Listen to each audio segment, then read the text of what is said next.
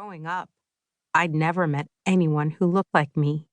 Not in person, not on television, not even in my wildest dreams. Well, maybe once. The closest I'd ever come was on one hot summer evening at a county fair in central Illinois. Among the carnival rides and games, there was also a freak show with people on display. It included a pair of conjoined twins, a bearded lady, and a middle-aged man with missing fingers and toes. I stared at him in horror, and in response, he stared back at me. But before he looked away, he offered a nod with a strange expression, as if to say, "You're like me." What would have been more useful, however, was if my doctor could have let me in on the news that my condition was not only genetic, but also autosomal dominant.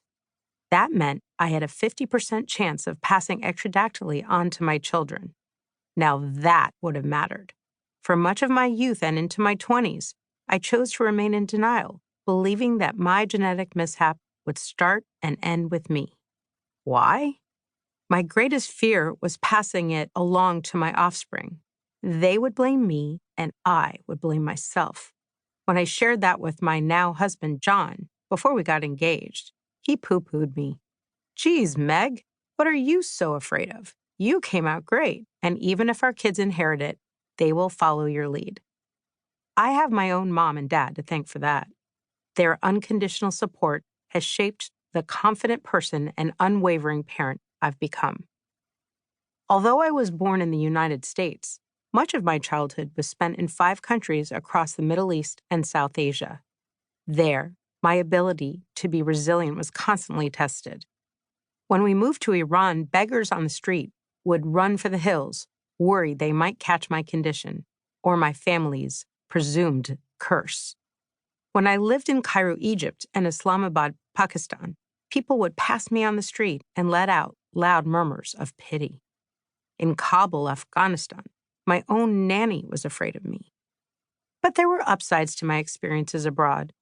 In Israel, we lived in an apartment, and our landlady was named Regina.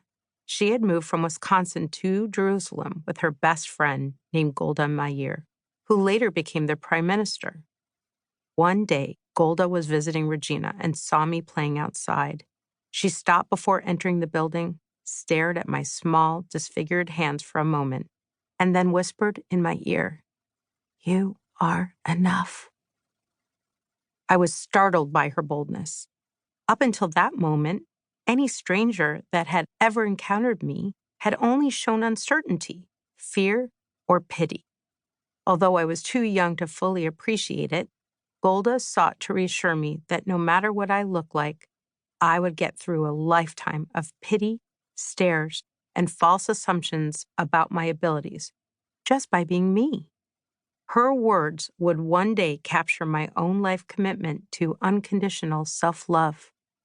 And yet, as important as the encouragement was, it would be up to my parents to help me believe it, because when the world takes one glance at you and reminds you of everything you aren't, you need to rely on constant reinforcement at home to remind you of everything you are.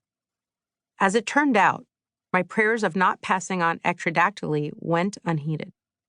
Ethan was born with 1 finger on each hand and 2 toes on each foot, and a few years later, his brother Charlie was born with 2 fingers on each hand and 2 toes on each foot.